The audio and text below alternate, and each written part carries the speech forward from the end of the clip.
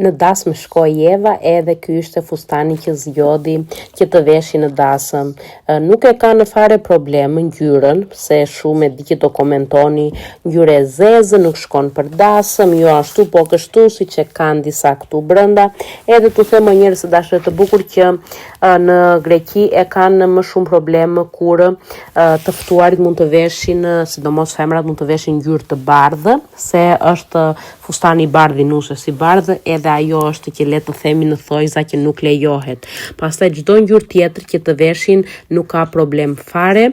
Edhe e zeza është një ngjyrë që e veshin shpesh në përdasma.